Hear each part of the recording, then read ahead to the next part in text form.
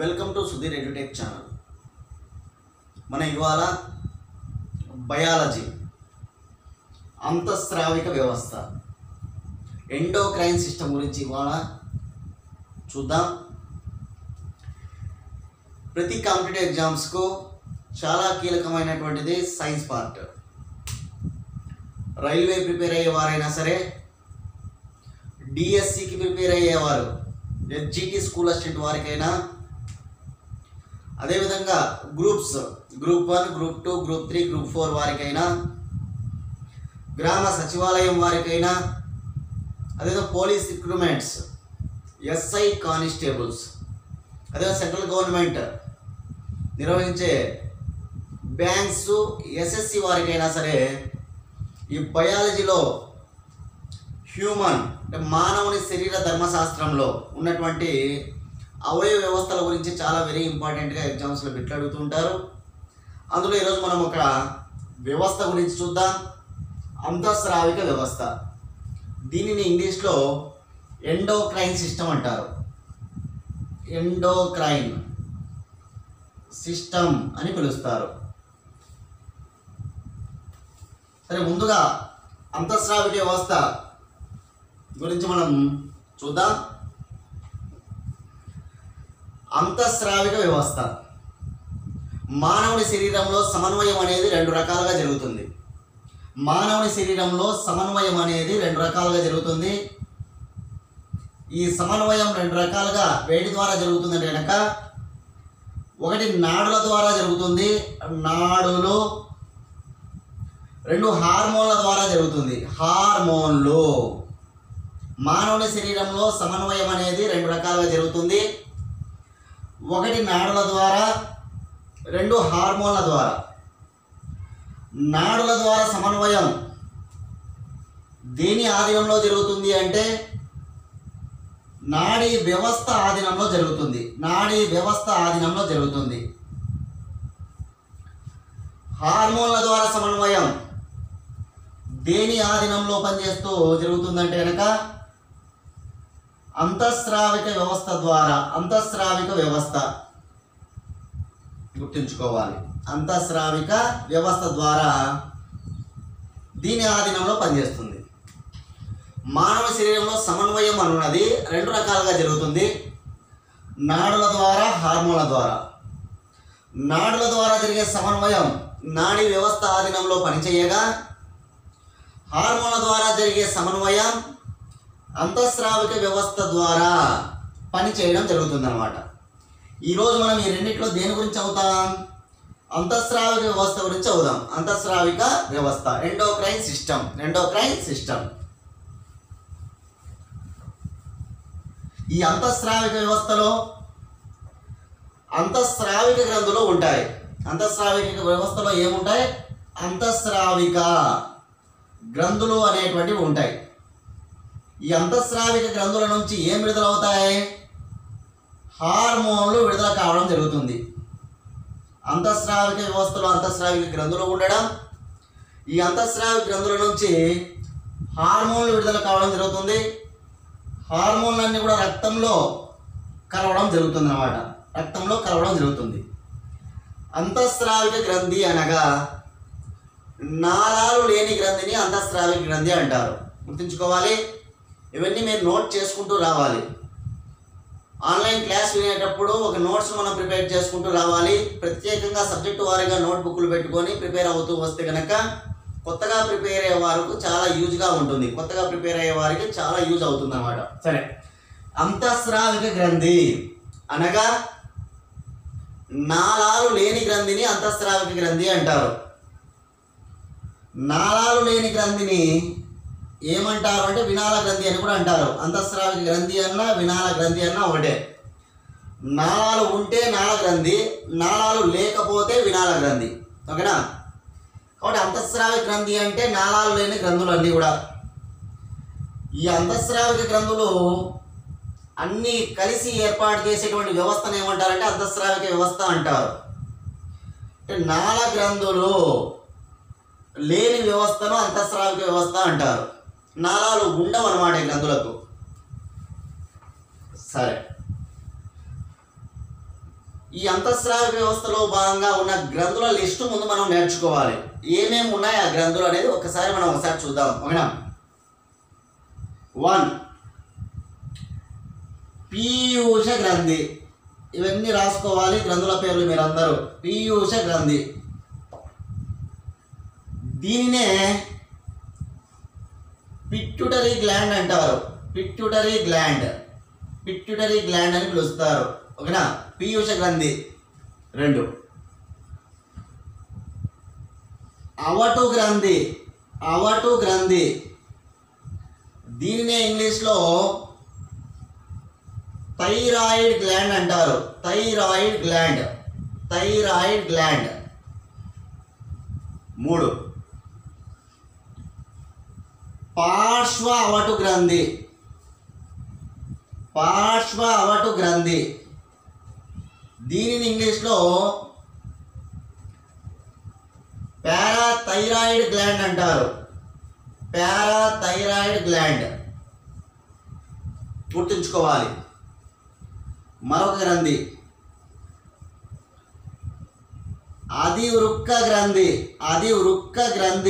అధివృక్క గ్రంథిని ఇంగ్లీష్లో adrenal gland అంటారు. Adrenal gland గుర్తుంచుకోవాలి. Adrenal gland. అదే విధంగా స్త్రీ బీజకోశాలు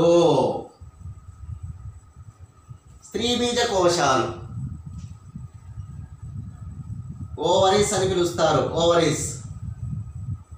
నెక్స్ట్ ముష్కాలు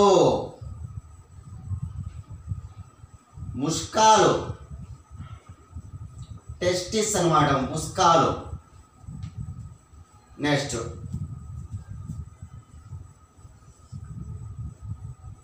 క్లోమ గ్రంథి. ఈ క్లోమానికి నాళాలు ఉన్న గ్రంథి, నాళాలు లేని గ్రంథి రెండు కూడా క్లోమ గ్రంథి అనేది. మిశ్రమ గ్రంథిగా పిలువబడే ఏకైక గ్రంథి క్లోమ గ్రంథి. నాళాలు ఉంటాయి, నాళాలు లేకుండా ఉంటాయి, అందుకే దీన్ని మిశ్రమ గ్రంథి అంటారు. మనం అంతఃస్రావిక వ్యవస్థలో క్లోమ గ్రంథిలో భాగంగా నాళాలు లేని గ్రంథి గురించి తెలుసుకుంటాం. అంతే. ఇక్కడ నాళాలు లేని గ్రంథి గురించి తెలుసుకుంటాం. ఇక్కడ నాళాలు ఉన్న గ్రంథి గురించి జీర్ణ వ్యవస్థలో తెలుసుకుంటాం. ఇక్కడ నాళాలు లేని గ్రంథి కాబట్టి ఈ ఉన్న భాగం గురించి మాత్రమే ఇక్కడ చదువుతాం. క్లోమ గ్రంథి. ప్యాంక్రియాస్ అన్నమాట. ప్యాంక్రియాస్ అంటాం ఇంగ్లీష్లో. ప్యాంక్రియాస్ అంటాం. ఓకేనా? గ్లాండ్ గ్రంథి. నెక్స్ట్ థైమస్ గ్రంథి. గుర్తుంచుకోవాలి. ఏ గ్రంథి ఇది? థైమస్ గ్రంథి అన్నమాట. థైమస్ గ్రంథి.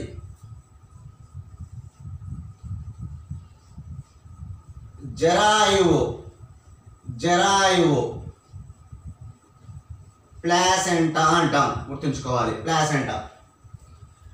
ఈ అంతఃస్రావిక వ్యవస్థలో ఉన్న గ్రంథుల లిస్టు మనం రాసుకుంటే ఒక్కొక్క గ్రంథి గురించి ఉన్న సమాచారాన్ని మనం నేర్చుకుంటే ఈ టాపిక్, ఈ లెసన్ మనకు కంప్లీట్ అయిపోతుంది. ఓకేనా? ముందుగా మనం ఏ గ్రంథి గురించి నేర్చుకుంటున్నామంటే ఇక్కడ పీయూష గ్రంథి గురించి నేర్చుకుంటున్నాం. ఓకేనా? గుర్తుపెట్టుకోవాలి. ఒక్కొక్క గ్రంథి గురించి రాసుకుంటూ వద్దాం. ఫస్ట్ పీయూష గ్రంథి గురించి రాసుకోండి. పీయూష గ్రంథి.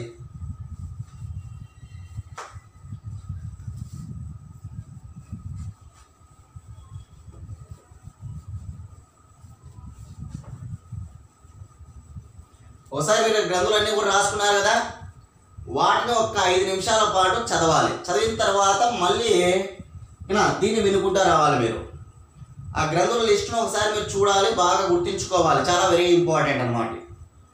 సైన్స్ స్టూడెంట్స్కి అయితే ఈజీగా అవన్నీ కూడా మైండ్లోకి వెళ్ళిపోతాయి. కానీ సైన్స్ సబ్జెక్ట్ కాకుండా ఇతర మ్యాథ్స్ స్టూడెంట్స్ ఉన్నా, ఆర్ట్స్ గ్రూప్ వారు ఉన్నా కొద్దిగా కష్టపడవలసి ఉంటుంది. సైన్స్ సబ్జెక్ట్కి సంబంధించి మన 10th క్లాస్ వరకు చదివిన సబ్జెక్టే, కానీ ఇప్పుడు వాటిని మళ్ళీ మర్చిపోయి ఉంటాం. కాబట్టి వాటిని మళ్ళీ మనం చేసుకోవాలన్నమాట. ఓకేనా? మళ్ళీ ఒకసారి గుర్తు చేసుకోవాలి, బాగా గుర్తుంచుకోవాలి. ఓకేనా? రైట్. పెద్ద కష్టమేమి కాదు. మనం బాగా ఫోకస్ చేస్తే ఏ సబ్జెక్ట్ కూడా కష్టం అనేటువంటిది లేదు ఇక్కడ. ఓకేనా? రైట్. పీయూష గ్రంథి గురించి నేర్చుకుందాం. ఓకేనా? ఒక్కొక్క గ్రంథి గురించి మనం నీట్గా నేర్చుకుంటూ పీయూష గ్రంథి గురించి చదువుదాం. ఓకేనా? రైట్. పీయూష గ్రంథిని ఇంగ్లీష్లో పిట్యూటరీ గ్లాండ్ అని పిలుస్తారు. మానవుని శరీరంలో అన్నిటికంటే అత్యంత చిన్న గ్రంథి ఏది అని ఎగ్జామ్ అడుగుతూ ఉంటారు. చిన్న గ్రంథి పీయూష గ్రంథి. చాలా చాలా వెరీ ఇంపార్టెంట్. చిన్న గ్రంథి. దీని పరిమాణం 0.5 నుంచి 1 గ్రామ్ వరకు ఉంటుందన్నమాట. గ్రామ్ 0.5 నుంచి 1 గ్రామ్ వరకు ఉంటుంది అంతే పీయూష గ్రంథి అనేది. ఎక్కడ ఉంటుంది ఇది? మెదడులోని హైపోథాలమస్ అనే భాగానికి అతికి ఉంటుంది. గుర్తుంచుకోవాలి, చాలా వెరీ ఇంపార్టెంట్. ఎక్కడ ఉంటుంది అనే సమాచారాన్ని బాగా గుర్తుంచుకోవాలి. మెదడులో హైపోథాలమస్ అనే భాగానికి అతికి ఉంటుంది. ఈ భాగానికి అతికి బఠానీ గింజ పరిమాణంలో ఉంటుంది.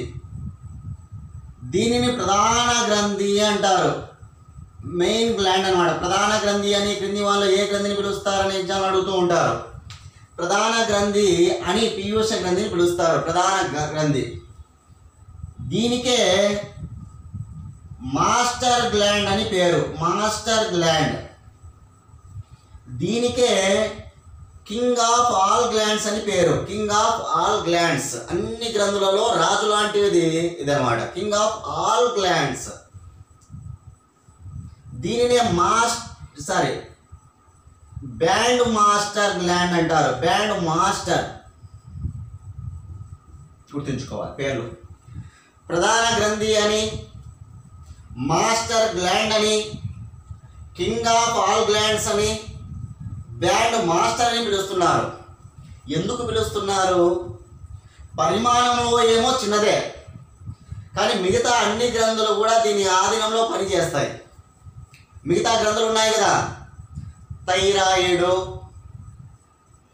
అదేవిధంగా మనం అడ్రినల్ గ్లాండ్ అని, స్త్రీబీజ కోశాలు, ముష్కాలు, జరాయువు, అట్లా అన్ని గ్రంథులు కూడా దీని ఆధీనంలో పనిచేస్తాయి. పీయూష గ్రంథి ఆధీనంలో మిగతా గ్రంథులు పనిచేస్తాయి. కాబట్టి దాన్నే మాస్టర్. ఒక ఉపాధ్యాయుడు చెప్పేటప్పుడు స్కూల్లో విద్యార్థులను ఎలా కంట్రోల్ చేస్తాడో అట్లనే ఈ గ్రంథి కూడా మిగతా గ్రంథులను కంట్రోల్ చేస్తుందన్నమాట. గుర్తుంచుకోవాలి. మాస్టర్ ఒక పాఠశాలలో ఆ పాఠశాల గదిని తన ఆధీనంలో ఉంచుకునేవాడు మాస్టర్. అలా మిగతా అన్ని గ్రంథులను తన ఆధీనంలో ఉంచుకునేది పీయూష గ్రంథి. అందుకే దానికి ఆ పేరు మాస్టర్ గ్లాండ్ అని. అదేవిధంగా ఒక రాజ్యం పరంగా రాజు తన రాజ్యాన్ని ఎలా పరిపాలిస్తూ ఉంటాడో ఆ విధంగానే ఇది కూడా గొప్పగా ఉంటుందన్నమాట పీయూష గ్రంథి. Band master. ఏదైనా పెళ్లి జరుగుతూ ఉన్నప్పుడు ఒక బ్యాండ్ మాస్టర్ అనేటువంటి వాడు బ్యాండ్ వాయిస్తూ ఉంటే తనను అనుకరిస్తూ మిగతా బ్యాండ్ కొట్టే వాళ్ళందరూ కూడా వెళ్తూ ఉంటారనమాట. అట్లా దీనికి పేర్లకు పెట్టారనమాట. గుర్తుంచుకోవాలి. Band master, king of all glands, master gland, ప్రధాన గ్రంథి అని ఏ గ్రంథికి పేరు అంటే పీయూష గ్రంథికి పేరు. పరిమాణంలో చాలా చిన్నదిగా ఉంటుంది. మెదడులోని హైపోథాలమస్ అనే భాగానికి అతికి బఠానీ గింజ పరిమాణంలో ఉంటుంది. దీని యొక్క బరువు ఎంత అంటే కనుక కేవలం 0.5 నుంచి 1 గ్రామ్ వరకు ఉంటుంది. అన్నిటికంటే చిన్న గ్రంథి పీయూష గ్రంథి. గుర్తుంచుకోవాలి. Very important. మీకు ఒక బిట్టు. అన్ని గ్రంథులు తన ఆధీనంలో ఉంచుకుంటుంది అంటున్నాం, కానీ ఒక గ్రంథి తన ఆధీనంలో లేదు. ఏ గ్రంథి అని ఎగ్జామ్ అడుగుతారు ఇక్కడ. ఇంపార్టెంట్. Parathyroid gland. పారాథైరాయిడ్ గ్రంథి అనేటువంటిది తన ఆధీనంలో ఉండదు. దీన్నే తెలుగులో మనం రాసుకున్నాం పార్శ్వ అవటు గ్రంథి అని. పార్శ్వ అవటు గ్రంథి తన ఆధీనంలో ఉండదు. పీయూష గ్రంథి ఆధీనంలో ఉండదు.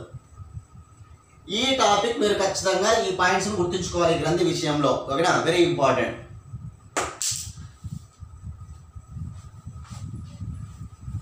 నెక్స్ట్, అంతఃస్రావిక గ్రంథులు ఉంటే ఆ గ్రంథం నుంచి ఏం ఉత్పత్తి అవుతాయి? హార్మోన్లు విడుదలవుతాయి. హార్మోన్లను స్రవిస్తాయి అన్నమాట. అంతఃస్రావిక గ్రంథుల నుంచి విడుదలయ్యేటువంటివి ఏవి అంటే హార్మోన్లు. పీయూష గ్రంథి నుంచి విడుదల చేయబడే హార్మోన్స్ మనం గుర్తుంచుకోవాలి. వాటి లిస్టు నేను ఇప్పుడు మీకు రాస్తున్నా. పీయూష గ్రంథి నుంచి విడుదల చేయబడే హార్మోన్స్. Number 1 growth hormone. మీరు పూర్తిగా రాసుకోవాలి. గ్రోత్ హార్మోన్ అంటాం, దీన్నే పెరుగుదల హార్మోన్ అని పిలుస్తారు. పెరుగుదల హార్మోన్, గ్రోత్ హార్మోన్ అంటే పెరుగుదల హార్మోన్ అన్నమాట. నెక్స్ట్ నెంబర్ 2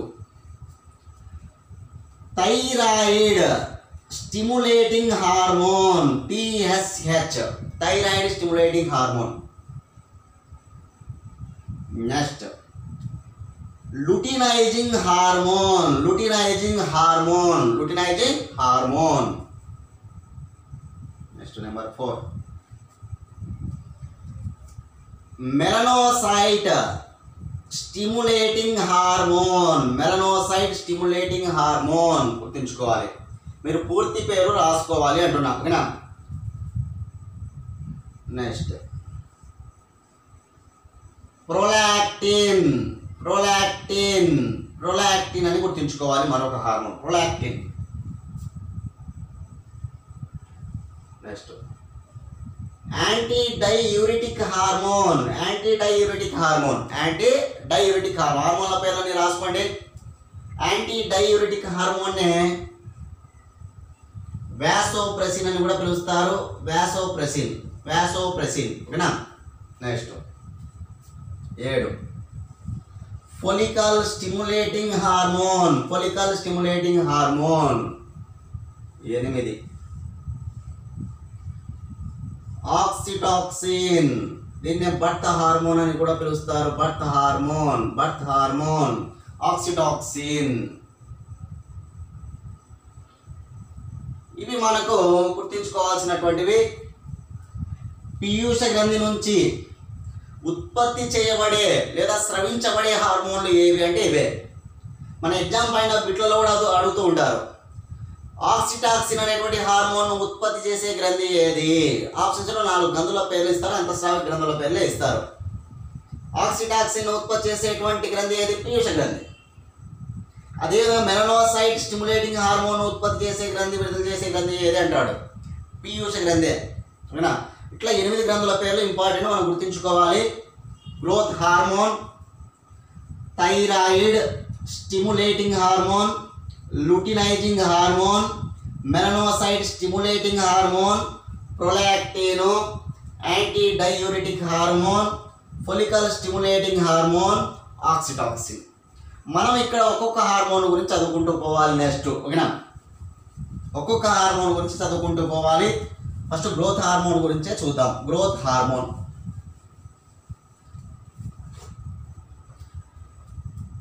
ఇక్కడ గ్రోత్ హార్మోన్ను పెరుగుదల హార్మోన్ అని పిలుస్తారు. దీనిని సొమాటోట్రోపిన్ అని కూడా పిలుస్తారు, గుర్తుంచుకోవాలి. ఈ హార్మోన్ ఏమని పిలుస్తారంటే కనుక సొమాటోట్రోపిన్, ఓకేనా. సరే, గ్రోత్ హార్మోన్ గురించి మనం నేర్చుకుంటే, గ్రోత్ హార్మోన్ అనేటువంటిది అధికంగా స్రవించినట్లయితే, అంటే పీయూష గ్రంథి నుంచి గ్రోత్ హార్మోన్ అధికంగా మన శరీరంలో స్రవించినట్లయితే పెరుగుదల అధికంగా ఉంటుందన్నమాట. మన శరీర పెరుగుదల అధికంగా ఉంటుంది. దీనినే అతి దీర్ఘకాయత్వం అంటారు. అతి దీర్ఘకాయత్వం గుర్తుంచుకోవాలి. అతి దీర్ఘకాయత్వం అంటే అధికంగా పెరగడం. దీనిని జైగాంటిజం అంటారు. అతిగా పెరగడాన్ని ఏమంటారంటే జైగాంటిజం, జైగాంటిజం గుర్తుంచుకోవాలి. నెక్స్ట్, గ్రోత్ హార్మోన్ తక్కువగా స్రవించినట్లయితే, పీయూష గ్రంథి నుంచి గ్రోత్ హార్మోన్ తక్కువగా మన శరీరంలో స్రవించినట్లయితే పెరుగుదల అనేది తక్కువగా ఉంటుంది. దీనిని మరుగుజ్జుతనం అంటారు. మరుగుజ్జుతనం. ఈ మరుగుజ్జుతనాన్ని డ్వార్ఫిజం అంటారు. డ్వార్ఫిజం. మరుగుజ్జుతనం, చాలా పొట్టిగా ఉంటారు. మనం చూస్తూ ఉంటాం అన్నమాట. చాలామంది మనము రోడ్ల మీద వెళ్తుంటే కనుక చాలా పొట్టిగా కొంతమంది కనిపిస్తూ ఉంటారు. వాళ్ళు డ్వార్ఫిజానికి చెందిన వాళ్ళు. అతి దీర్ఘకాయత్వం. అమితాబ్ బచ్చన్ కూడా చాలా పొడవుగా ఉంటాడు. అమితాబ్ బచ్చన్ హీరో, ఓకేనా. రైట్. గ్రోత్ హార్మోన్ అంటే అది మనం గుర్తుంచుకోవాల్సిన విషయం. ఇదే గ్రోత్ హార్మోన్ ఎక్కువగా స్రవిస్తే మరొకటి కూడా మనం గుర్తుంచుకోవాలి. మరొకటి కూడా కాళ్ళు చేతులు ఆ కింది దవడ అనేటువంటిది ముందుకు సాగడం జరుగుతుంది. ఓకేనా? గ్రోత్ హార్మోన్స్ ఎక్కువగా స్రవించినట్లయితే మన శరీరంలో కింది దవడ, చేతులు, కాళ్ళు ముందుకు సాగడం జరుగుతుంది అన్నమాట. ఎలా ఉంటారు వీళ్ళ ఆకృతి అంటే కనుక గొరిల్లా లాగా ఉంటారు. గొరిల్లా. దీనిని ఏమంటారంటే యాక్రోమెగాలి అంటారు. ఈ లక్షణాన్ని ఏమంటారంటే కనుక యాక్రోమెగాలి అంటారు. గ్రోత్ హార్మోన్ ఎక్కువగా స్రవిస్తే యాక్రోమెగాలి లక్షణం అంటే గొరిల్లా లాగా ఉంటారు. వాడు గొరిల్లా. యాక్రోమెగాలిలో గొరిల్లా లాగా కనిపిస్తారు మనుషులు. గొరిల్లా లాగా కింద కూడా ముందుకొచ్చి కాళ్ళు చేతులు పొడవుగా ఉన్నట్లు ఉంటుంది. ఇది గ్రోత్ హార్మోన్ గురించి మనం తెలుసుకోవాల్సిన విషయం, వెరీ ఇంపార్టెంట్. అతి దీర్ఘకాయత్వం అంటే జైగాంటిజం, మరుగుజ్జుతనం అంటే డ్వార్ఫిజం, యాక్రోమెగాలి అంటే గొరిల్లా లాగా కింది దవడ ముందుకు సాగడం అన్నమాట. ఓకేనా? ఇది గ్రోత్ హార్మోన్ ఎక్కువగా స్రవిస్తే ఏంటి, తక్కువగా స్రవిస్తే ఏంటి అనే పాయింట్స్ మనం ఇక్కడ గుర్తుంచుకోవాలి.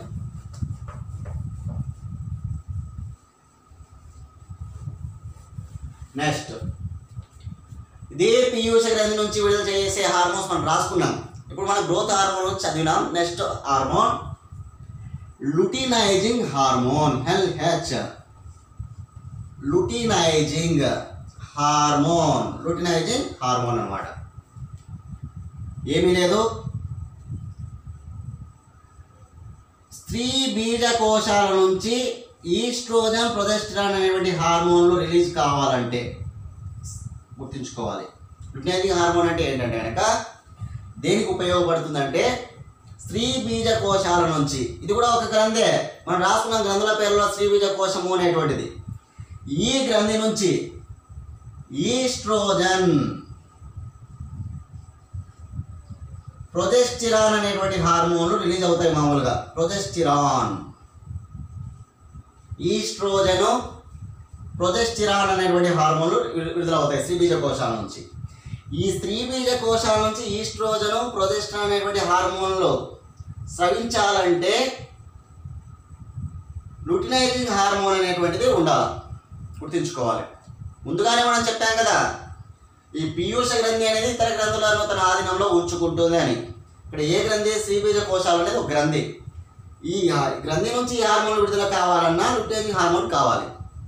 లుటినైజింగ్ హార్మోన్ను విడుదల చేసే గ్రంథి ఏది? పీయూష గ్రంథి.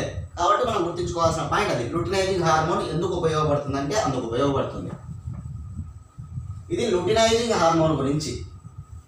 నెక్స్ట్ TSH, పీయూష గ్రంథి నుంచి స్రవించబడే మరొక hormone thyroid stimulating hormone. Thyroid stimulating hormone. Okay, మనం థైరాయిడ్ గ్రంథి గురించి తెలుసుకున్నాం. ఈ థైరాయిడ్ గ్రంథి నుంచి థైరాక్సిన్ అనే హార్మోన్ విడుదలవుతుంది. మామూలుగా థైరాయిడ్ గ్రంథి నుంచి ఏ హార్మోన్ విడుదలవుతుంది? థైరాక్సిన్ అనే హార్మోన్ విడుదలవుతుంది. థైరాయిడ్ గ్రంథి నుంచి థైరాక్సిన్ అనే హార్మోన్ విడుదల చేయబడాలంటే, స్రవించబడాలంటే ఈ థైరాయిడ్ స్టిమ్యులేటింగ్ హార్మోన్ అవసరం అవుతుంది. థైరాయిడ్ స్టిమ్యులేటింగ్ హార్మోన్ను విడుదల చేసే గ్రంథి, స్రవించే గ్రంథి ఏది? పీయూష గ్రంథి, గుర్తుంచుకోవాలి. అంటే ఇతర గ్రంథులపైన తన ప్రభావం ఉంటుంది, పీయూష గ్రంథి ప్రభావం. కాబట్టి ఇక్కడ థైరాయిడ్ గ్రంథి పైన కూడా తన ప్రభావాన్ని చూపుతుంది. థైరాయిడ్ గ్రంథి నుంచి థైరాక్సిన్ అనేటువంటి హార్మోను స్రవించబడాలి. ఇది స్రవించబడాలంటే థైరాయిడ్ స్టిమ్యులేటింగ్ హార్మోన్ కావాలి. ఈ హార్మోన్ విడుదల చేసే గ్రంథి పీయూష గ్రంథి. ఓకేనా?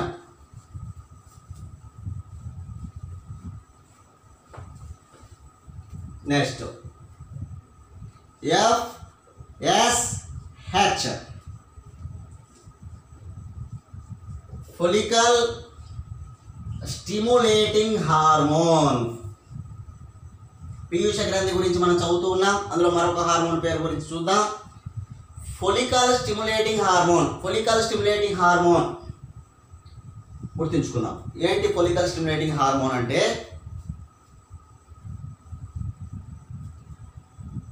స్త్రీలలో నెలకు ఒకసారి అండం విడుదల అవుతుంది, గుర్తుంచుకోవాలి.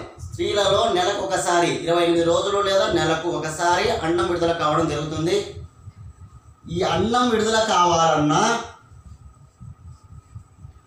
పురుషులలో శుక్రకణాలు విడుదల కావాలన్నా గుర్తుంచుకోవాలి. స్త్రీలలో అన్నం విడుదల కావాలన్నా పురుషులలో శుక్రకణాలు విడుదల కావాలన్నా ఉత్పత్తి చేయబడాలి ఏ హార్మోను? Follicle stimulating hormone. వేరే గ్రంథులపైన దీని ప్రభావం ఉంటుందన్నమాట. అన్నం విడుదల కావడానికి శుక్రకణాలు విడుదల కావడానికి ఓకేనా ఏం అవసరం అంటే ఫొలికల్ స్టిమ్యులేటింగ్ హార్మోన్ అవసరం. ఈ ఫొలికల్ స్టిమ్యులేటింగ్ హార్మోన్ విడుదల చేసే గ్రంథి ఏది? పీయూష గ్రంథి. ఇది ఫొలికల్ స్టిమ్యులేటింగ్ హార్మోన్ ఉపయోగం ఏమిటి అంటే కనుక స్త్రీలలో నెలకు ఒకసారి అన్నం విడుదల కావాలి అన్నా పురుషుల్లో శుక్రకణాలు విడుదల కావాలన్నా పీయూష గ్రంథి స్రవించే ఏ హార్మోన్ అవసరం అంటే ఫొలికల్ స్టిమ్యులేటింగ్ హార్మోన్ అవసరం అవుతుంది. ఓకేనా, ఇది ఒకటి మనం గుర్తుంచుకోవాలి. Next very important, melanocyte stimulating hormone. Melanocyte stimulating hormone MSH అంటే మెలనోసైట్ స్టిమ్యులేటింగ్ హార్మోన్. సరే, ఈ మెలనోసైట్ స్టిమ్యులేటింగ్ హార్మోన్ నుంచి మనం ఒకసారి చూద్దాం. మన చర్మానికి రంగునిచ్చేది మెలనిన్ అనేటువంటి వర్ణక ద్రవ్యం. గుర్తుంచుకోవాలి, ఎగ్జామ్లో అడుగుతుంటారు చర్మం రంగుకు కారణమైన వర్ణక ద్రవ్యం ఏది అంటే చర్మం నలుపు రంగులో ఉండడానికి కారణమైన, చర్మం నలుపు రంగులో లేకపోవడానికి కారణమైన మెలనిన్ అనే వర్ణక ద్రవ్యమే ఉపయోగపడుతుంది. ఈ మెలనిన్ ఉత్పత్తి చేసేటువంటి కణాలే మెలనోసైట్స్ అన్నమాట. మెలనోసైట్ అంటే మెలనిన్ ఉత్పత్తి చేసే కణాలు. సరే, పీయూష గ్రంథి విడుదల చేసే హార్మోన్ మెలనోసైట్ స్టిమ్యులేటింగ్ హార్మోన్. ఈ హార్మోన్ ఎక్కువగా అయిందనుకోండి, మానవుని శరీరంలో ఎక్కువగా స్రవించబడింది అనుకుందాం, వాళ్ళు నల్లగా ఉంటారు, నలుపు రంగులో ఉంటారు అన్నమాట. మెలనిన్ శాతం ఎక్కువైతే నలుపు రంగు, మెలనిన్ తక్కువైతే తెలుపు రంగు. మెలనిన్ ఎంత కావాలో అంతే ఉత్పత్తి అవుతే తటస్థ రంగులో ఉంటారు అన్నమాట. నలుపు కాదు, తెలుపు కాదు, మీడియంగా ఉంటారు, తటస్థం. గుర్తుంచుకోవాలి. మన యొక్క శరీరంలో మెలనిన్ శాతం ఎక్కువగా ఉంటే నలుపు రంగు, మెలనిన్ శాతం తక్కువగా ఉంటే తెలుపు రంగు. మెలనిన్ ఎంత కావాలో అంతే ఉత్పత్తి అవుతే తటస్థం. ఈ నలుపు రంగులో ఉండడాన్ని ఏమంటారు అంటే ట్యానింగ్ అంటారు. గుర్తుంచుకోవాలి, టానింగ్ అనే లక్షణం ఇది, ట్యానింగ్ అనే లక్షణం. తెలుపు రంగులో ఉండడాన్ని ఏమంటారంటే ఆల్బినిజం అంటారు. ఆల్బినిజం. అక్కడ ఉన్నటువంటి ప్రజలందరూ కూడా ఆల్బినోలు అనమాట. అంటే మెలనిన్ తక్కువగా ఉంటే తెలుపు రంగులో ఉంటారు. ఆ లక్షణాన్ని ఏమంటారంటే ఆల్బినిజం అంటారు. ఇక్కడ ట్యానింగ్కి ఎగ్జాంపుల్ ఎవరు? ఆఫ్రికా ఖండంలో ఉన్న దేశాలు కావచ్చు, కెన్యా దేశంలో, వెస్టిండీస్లో ఘోరంగా చాలా నల్లగా ఉంటారు అన్నమాట. కెన్యా దేశానికి వెళ్ళి మనుషులను చూసినా, వెస్టిండీస్కి వెళ్ళి మనుషులను చూసినా నలుపు అంటే ఇంతగా ఉంటుందా అనేది అర్థమవుతుంది అనమాట. మనకు నలుపు అంటే ఇంతగా ఉంటుందా అనేది అర్థమైపోతుంది. అంత నల్లగా ఉంటారు అనమాట. మెలనిన్ ఎంత కావాలో అంత ఉత్పత్తి అవుతుంది వాళ్ళ శరీరంలో. ఆ మెలనిన్ ఉత్పత్తి కావడానికి ఏ గ్రంథి అవసరం? పీయూష గ్రంథి అవసరం. సరే, ఆల్బినిజం. తెలుపు రంగులో ఉంటారు. యూరప్ ఖండానికి చెందిన వాళ్ళు, ఆస్ట్రేలియా ఖండానికి చెందిన వాళ్ళు తెల్లగా ఉంటారు. అవునా? యూరప్ ఖండానికి చెందిన వాళ్ళు, ఆస్ట్రేలియా ఖండానికి చెందిన వాళ్ళు తెల్లగా ఉంటారు అన్నమాట. తటస్థం ఎవరంటే మన ఇండియన్సే. అంత నల్లగా ఉండరు, అంత తెల్లగా ఉండరు. ఓకేనా? కాబట్టి మన ఇండియన్స్లో మెలనిన్ శాతం అనేది తటస్థంగా ఉంటుంది. ఓకేనా? ఘోరంగా నల్లగా ఉండరు, ఓకేనా, ఘోరంగా తెల్లగా ఉంటారు అనమాట. ఓకేనా? మనం తటస్థంగా ఉంటారు ప్రజలందరూ కూడా. మెలనిన్ శాతం ఎంత కావాలో అంతే ఉత్పత్తి అవుతుంది మన శరీరాల్లో. కాబట్టి మెలనోసైట్ స్టిమ్యులేటింగ్ హార్మోన్ గురించి పాయింట్స్ కూడా గుర్తుంచుకోవాలా. ట్యానింగ్, ఆల్బినిజం ఇట్లాంటి పాయింట్స్ కూడా. ఓకేనా?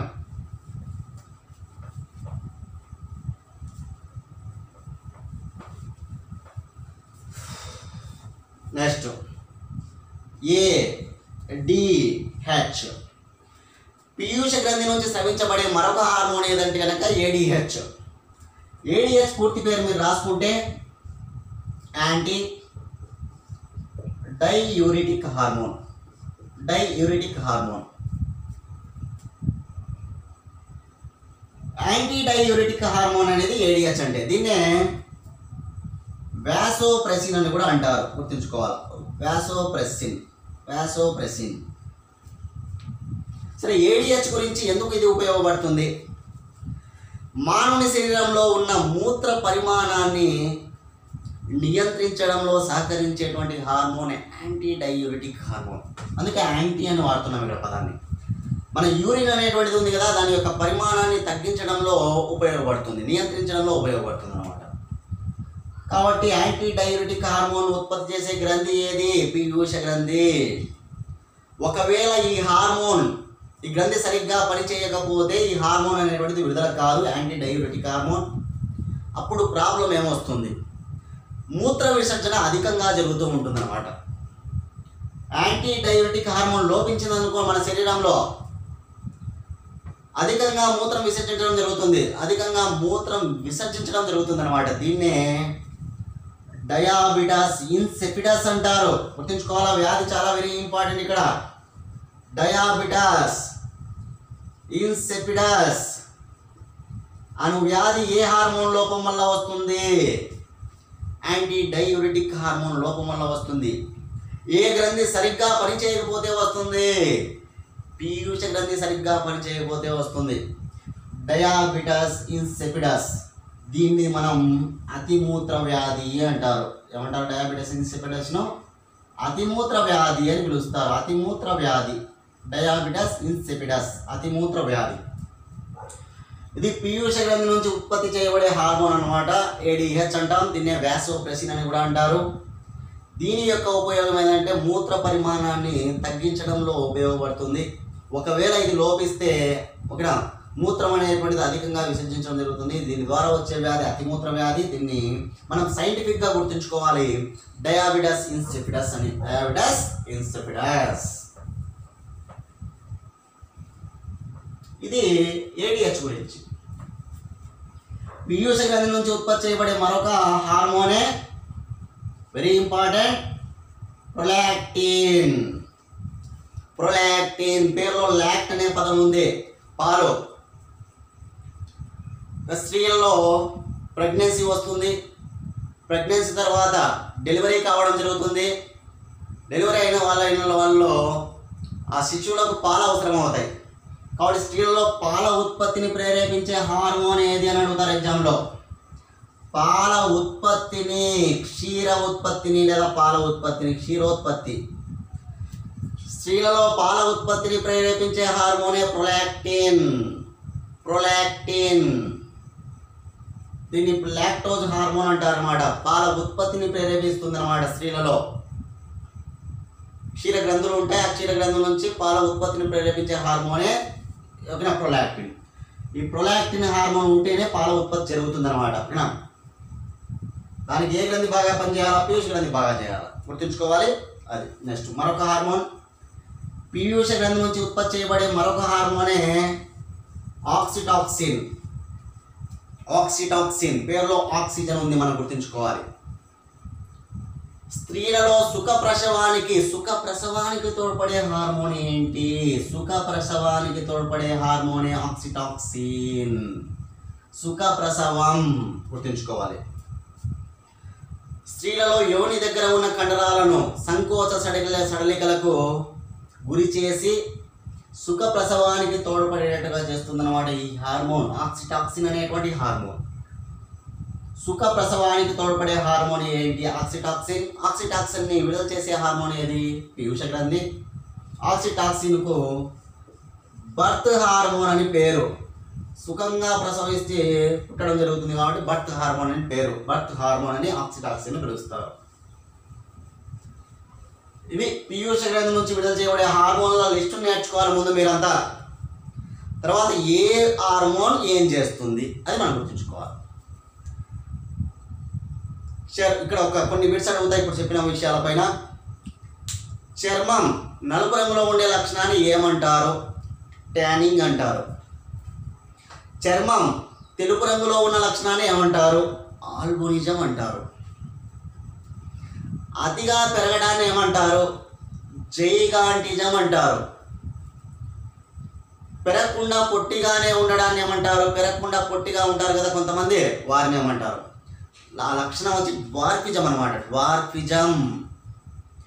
బర్త్ హార్మోన్ అని దేని అంటారు? ఆక్సిటాక్సిన్. పాల ఉత్పత్తిని ప్రేరేపించే హార్మోన్ ఏది? పాల ఉత్పత్తిని ప్రేరేపించే హార్మోన్ ప్రొలాక్టిన్. థైరాయిడ్ గ్రంథి నుంచి థైరాక్సిన్ ఉత్పత్తి చేయబడి స్రవించడానికి తోడ్పడే హార్మోన్ ఏది? Thyroid stimulating hormone. స్త్రీలలో ఓకేనా, స్త్రీ బీజ కోశాల నుంచి ఈస్ట్రోజన్, ప్రొజెస్టరాన్ అనే హార్మోన్ల విడుదలకు ఉపయోగపడే హార్మోన్ ఏమిటి? Luteinising hormone. స్త్రీలలో ప్రతి నెల ఒక అండం విడుదల కావడానికి, పురుషులలో ముస్కాల నుంచి శుక్రకణాలు విడుదల కావడానికి తోడ్పడే హార్మోన్ ఏమిటి? Follicle stimulating hormone. పెరుగుదలను మానవుని శరీరంలో నియంత్రించే హార్మోన్ ఏది? సొమాటోట్రోపిన్. సొమాటోట్రోపిన్ లేదా గ్రోత్ హార్మోన్ అంటాం. మూత్ర పరిమాణాన్ని తగ్గించడంలో తోడ్పడే హార్మోన్ ఏది? యాంటీ డైయూరిటిక్ హార్మోన్ లేదా వాసోప్రెసిన్ అంటారు. యాంటీ డైయూరిటిక్ హార్మోన్ లోపిస్తే వచ్చు వ్యాధి ఏమిటి? డయాబెటిస్ ఇన్సిపిడస్, అతిమూత్ర వ్యాధి. అది పీయూష గ్రంథి. మానవుని శరీరంలో చిన్న గ్రంథి పీయూష గ్రంథి. పరిమాణం 0.5 నుంచి 1 గ్రామ్ వరకు ఉంటుంది. ఎక్కడ మరి ఉంటుంది పీయూష గ్రంథి? మెదడులో హైపోథాలమస్ అనే భాగానికి అతికి. ఏ పరిమాణంలో? బఠానీ గింజ పరిమాణంలో. దానికి ఉన్న పేర్లు ఏంటి? ప్రధాన గ్రంథి అని, మాస్టర్ గ్లాండ్ అని, కింగ్ ఆఫ్ ఆల్ గ్లాండ్స్ అని, ఇంకా అదేవిధంగా బ్యాండ్ మాస్టర్ అని పేర్లు ఉన్నాయి. అన్ని గ్రంథులను తన ఆధీనంలో ఉంచుకునే గ్రంథి పీయూష గ్రంథి. కానీ ఏది తన ఆధీనంలో లేదు? పారాథైరాయిడ్ లేదా పార్శ్వవటి గ్రంథి లేదు. ఓకేనా? అదే అంతఃస్రావి గ్రంథి గురించి ఉన్నటువంటి పీయూష గ్రంథి గురించి. ఓకేనా? నెక్స్ట్ మరొక గ్రంథి రాస్తున్నాం. రెండవది థైరాయిడ్ గ్రంథి. దీనినే అవటు గ్రంథి అంటారు, గుర్తుంచుకోవాలి. అవటు గ్రంథి, థైరాయిడ్ గ్రంథి. సరే, దీని గురించి ఒక 2-3 పాయింట్లు ఇంపార్టెంట్ గుర్తుంచుకోవాలి. మానవుని శరీర అంతఃస్రావిక గ్రంథులలో అతిపెద్ద గ్రంథి ఏదంటాడు? మానవుని శరీర అంతఃస్రావిక గ్రంథులలో అతిపెద్ద గ్రంథి థైరాయిడ్ గ్రంథి లేదా అవటు గ్రంథి. మానవుని శరీరంలో అతిపెద్ద గ్రంథి ఏదన్నప్పుడు మళ్ళీ ఇది చెప్పకూడదు. మానవుని శరీరంలో అతిపెద్ద గ్రంథి అడిగినప్పుడు కాలేయం అని యాసెప్ట్ చేయాలి. మానవుని శరీరంలో అంతఃస్రావిక గ్రంథులలో పెద్దది అడిగినప్పుడే థైరాయిడ్ చెప్పాలి. అర్థమైంది అనుకుంటా ఈ పాయింట్. మానవుని శరీరంలో అతిపెద్దది కాలేయం, 1500 గ్రాములు ఉంటుంది. కాలేయం 1500 గ్రాములు. అంతఃస్రావిక గ్రంథుల్లో పెద్దది మాత్రం థైరాయిడ్. ఎంత బరువు? 25 గ్రాములే. 25 గ్రాముల బరువు ఉంటుంది అనమాట అంతఃస్రావిక గ్రంథుల్లో. దీని బరువు అతి పెద్దది ఇదే. ఆడమ్స్ యాపిల్ అని ఏ గ్రంథిని అంటారు అని ఎగ్జామ్లో అడుగుతూ ఉంటారు. చాలాసార్లు అడిగారు, ప్రతి ఎగ్జామ్లో అడిగారు. ఒక ఎగ్జామ్ అంటూ కాదు, అన్ని ఎగ్జామ్లో అడిగారు. బిట్టు ఆడమ్స్ యాపిల్ అని ఏ గ్రంథిని పిలుస్తారు? థైరాయిడ్ గ్రంథిని పిలుస్తారు. Adams Apple. మానవుని శరీరంలో అంతఃస్రావిక గ్రంథులలో అతిపెద్ద గ్రంథి థైరాయిడ్ గ్రంథి. దీనిని తెలుగులో అవటు గ్రంథి అంటారు. దీని పరిమాణం 25 గ్రాముల వరకు ఉంటుంది. దీన్ని ఏ పేరుతో పిలుస్తారు? ఆడమ్స్ యాపిల్ అంటారు. ఎక్కడ అమరి ఉంటుంది? మెదడులోని హైపోథాలమస్ అనే భాగానికి అతికైతే పీయూష గ్రంథి ఉంది. ఇది ఎక్కడ అమరి ఉంది? వాయునాళం, మన యొక్క గొంతులో అమరి ఉంటుంది. వాయునాళం వద్ద అమరి ఉంటుంది, గుర్తుంచుకోవాలి అవటు గ్రంథి. ఓకేనా? వాయునాళం, గొంతు. సరే, థైరాయిడ్ గ్రంథి నుంచి విడుదల చేయబడే హార్మోన్స్ ఏవి? థైరాక్సిన్. థైరాయిడ్ గ్రంథి నుంచి స్రవించబడే హార్మోన్ ఏది? థైరాక్సిన్. మరొక హార్మోన్ పేరు కూడా మీరు గుర్తుంచుకోవాలి. మనం ఎక్కువగా థైరాక్సిన్ పేరే వింటుంటాం, కానీ ఒకటి గుర్తుంచుకోండి మళ్ళీ. కాల్సిటోనిన్ అనేటువంటి హార్మోన్లు. ఏ గ్రంథి నుంచి ఏ హార్మోన్లు విడుదల అవుతున్నాయో చాలా వెరీ ఇంపార్టెంట్. అంతఃస్రావిక వ్యవస్థ అంటే గ్రంథులు హార్మోన్లే గుర్తించుకోవాల్సి మనం. గ్రంథులు ఏంటి, హార్మోన్లు ఏమున్నాయి, హార్మోన్ల పనులు ఏంటి, ఓకేనా, ఆ విధులు ఏంటి అనేది మనం నేర్చుకుంటే సరిపోతుంది, టాపిక్ కంప్లీట్. సరే, థైరాయిడ్ గ్రంథి నుంచి ఉత్పత్తి చేసే హార్మోన్లు థైరాక్సిన్, కాల్సిటోనిన్. థైరాయిడ్ గ్రంథి నుంచి ఉత్పత్తి చేయబడే హార్మోన్ ఏదైనా కింది వాళ్ళు కొన్ని హార్మోన్ల పేర్లు ఇస్తారు. అప్పుడు ఎగ్జామ్లో థైరాక్సిన్, కాల్సిటోనిన్ ఉంటే ఆన్సర్ చేసుకోవాలి మీరు, ఓకేనా. సరే, థైరాక్సిన్ పని ఏంటో చూద్దాం ముందు. థైరాక్సిన్ పని, థైరాక్సిన్ అనేటువంటిది స్రవించబడాలన్నా విడుదల చేయబడాలన్నా ఏ మూలకం అవసరమని ఎగ్జామ్ అడుగుతారు. అయోడిన్ ఏమవసరం అవుతుంది, అయోడిన్ అవసరం అవుతుంది, గుర్తుంచుకోవాలి, అయోడిన్ అవసరం అవుతుంది. ఇకపోతే థైరాక్సిన్ అనేటువంటి ఉత్పత్తి కాబడాలంటే అయోడిన్ అవసరం. ఈ అయోడిన్ ఎక్కడి నుంచి ఉత్పత్తి మనకు లభ్యమవుతుంది, సముద్ర ఉత్పత్తుల నుంచి. ఉప్పు ద్వారా కావచ్చు, చేపలు, పీతలు, రొయ్యలు, కలుపు మొక్కల ద్వారా కూడా అయోడిన్ అనేటువంటిది మనకు ఉత్పత్తి అవుతుంది అనమాట. శాసనం చేయబడిన మూలకం అంట అయోడిన్ అనేటువంటిది. కేంద్ర ప్రభుత్వం చేత శాసనం చేయబడినటువంటి మూలకం ఏది అంటే అయోడిన్. అందుకే అయోడిన్ ఉప్పును వాడండి, అయోడిన్ ఉప్పును వాడండి, అయోడిన్ ఉప్పును వాడండి అని అంటుంటారు, ఓకేనా. నెక్స్ట్, అయోడిన్ అనేది గుర్తుంచుకోవాలి. ఇక్కడ ఏ హార్మోన్ విడుదలకు అయోడిన్ అవసరం అవుతుంది, కింద కొన్ని హార్మోన్ల పేరు ఇస్తారు. అప్పుడు మన ఆన్సర్ వెంటనే థైరాక్సిన్ గుర్తుంచుకోవాలి, ఓకేనా. రైట్, థైరాయిడ్ నుంచి థైరాక్సిన్ విడుదల కావాలంటే అయోడిన్ అవసరం. సరే, ఈ థైరాక్సిన్ అనేటువంటి లోపం వల్ల వచ్చేటువంటి సాధారణ వ్యాధి సాధారణ గాయిటర్, సామాన్య గాయిటర్ వస్తుంది అన్నమాట వ్యాధి. ఏ వ్యాధి వస్తుంది, గాయిటర్ అనేటువంటి వ్యాధి వస్తుంది, గుర్తుంచుకోవాలి, వెరీ ఇంపార్టెంట్. థైరాక్సిన్ లోపం వల్ల వచ్చే వ్యాధి గాయిటర్ అనేటువంటి వ్యాధి వస్తుంది. గాయిటర్ అంటే అవటు గ్రంథి బాగా వాచిపోతుంది. గాయిటర్ అనేటువంటి వ్యాధిగ్రస్తులో చూస్తే ఈ అవటు గ్రంథి గొంతు దగ్గర బాగా వాచిపోయి గొంతు కూడా మనకు గత్తుగా కనిపిస్తూ ఉంటుంది అనమాట, ఓకేనా. Right, goitre. ఈ థైరాక్సిన్ లోపం వల్ల చిన్న పిల్లలలో క్రిటినిజం అనేటువంటి వ్యాధి వస్తుంది, గుర్తుంచుకోవాలి. థైరాక్సిన్ లోపల చిన్న పిల్లల్లో వచ్చే వ్యాధి అది క్రిటినిజం లేదా క్రిటినిజం అనే వ్యాధి వస్తుంది. అంటే మానసికంగా వాళ్ళు పరిపక్వత చెంది ఉండరన్నమాట. బుద్ధిమాంద్యం అనేటువంటిది ఉంటుంది వాళ్ళలో, చిన్నపిల్లల్లో. బుద్ధిమాంద్యం అంటే మానసికంగా పరిపక్వతకు గురి అయి ఉంటారన్నమాట, పరిపక్వత చెంది ఉండరన్నమాట. మానసిక పరిపక్వత చెంది ఉండరు ఈ వ్యాధిగ్రస్తులు. అంటే థైరాక్సిన్ చిన్నపిల్లల్లో ఎందుకు ఉపయోగపడుతుంది, మానసిక పరిపక్వతకు ఉపయోగపడుతుంది అనమాట. బుద్ధిని బాగా పెంపొందించడంలో ఉపయోగపడుతుంది. ఇది లోపించినప్పుడు ఆటోమేటిక్గా బుద్ధి మాంద్యం అనేటువంటిది, మానసిక పరిపక్వత అనేటువంటిది లోపిస్తుంది అనమాట, గుర్తుంచుకోవాలి, క్రిటినిజం అనే వ్యాధిగ్రస్తుల్లో. ఈ థైరాక్సిన్ లోపం వల్ల పెద్దవారిలో వచ్చే మరొక వ్యాధి కూడా నేను చెప్తున్నా, మిక్సోఎడిమా అనే వ్యాధి. థైరాక్సిన్ లోపం వల్ల బాగా అలసట చెందుతారనమాట. బాగా అలసట చెందడం వల్ల విపరీతంగా నిద్రపోతూ ఉంటారు, ఓకేనా, గుర్తుపెట్టుకోవాలి. మిక్సోఎడిమా వ్యాధిగ్రస్తులు ఎక్కువగా నిద్రపోవడం జరుగుతూ ఉంటుంది అనమాట, నిద్రపోవడం జరుగుతూ ఉంటుంది, గుర్తుంచుకోవాలి. అలసట చెంది అతి నిద్రకు గురవుతారు అన్నమాట మిక్సోఎడిమా వ్యాధిగ్రస్తులు. మనకి exam point of bit very important, గాయత్రం మర్చిపోకూడదు ఎప్పటికీ. నెక్స్ట్, అదేవిధంగా థైరాక్సిన్ అనేటువంటిది బాగా ఎక్కువైంది అనుకుందాం. ఇవి లోపం వల్ల వచ్చేది. థైరాక్సిన్ లోపం వల్ల గాయటరు, చిన్నపిల్లల్లో క్రిటినిజము, అదే పెద్దవాళ్ళు మిక్సోఎడిమా అనే వ్యాధి వస్తుంది. అదేవిధంగా ఎక్కువ అయితే ఇక్కడ ఎగ్జాథాలమిక్ గాయటర్. ఎక్కువైతే ఇక్కడ రాస్తున్నా ఎగ్జాథాలమిక్ గాయిటర్, గుర్తుంచుకోవాలి. లోపిస్తే గాయిటర్, ఎక్కువైతే ఎగ్జాథాలమిక్ గాయిటర్. రాసుకుంటే ఆ పాయింట్, ఎగ్జాథాలమిక్ గాయిటర్, గుర్తుంచుకోవాలి. ఎగ్జాథాలమిక్ గాయిటర్లో కనుగుడ్లు వాచి ముందుకు పొడుచుకొని వచ్చినట్టుగా కనిపిస్తాయి, ఓకేనా. థైరాక్సిన్ అనేటువంటి హార్మోన్ బాగా ఎక్కువైంది అనుకుందాం, వచ్చే వ్యాధి పేరు ఇదంట, ఎగ్జాథాలమిక్ గాయిటర్. ఈ వ్యాధిగ్రస్తుల్లో మన యొక్క కనుగుడ్లు వాచి ముందుకు పొడుచుకొని వచ్చినట్టుగా కనిపిస్తాయి అన్నమాట, ఇది థైరాక్సిన్ గురించి మనం గుర్తుంచుకోవాల్సిన విషయం. థైరాక్సిన్ యొక్క మరి ఒక ముఖ్యమైనటువంటి ఉపయోగం బిఎంఆర్ను పెంచడం, బేసల్ మెటబాలిక్ రేట్, బాగా ఇంపార్టెంట్, గుర్తుంచుకోవాలి. థైరాక్సిన్ ఉపయోగం ఏంటి అని అడుగుతాడు. బిఎంఆర్ బేసల్ మెటబాలిక్ రేట్ అంటాం. బిఎంఆర్ పూర్తి పేరేంటి? Basal metabolic rate.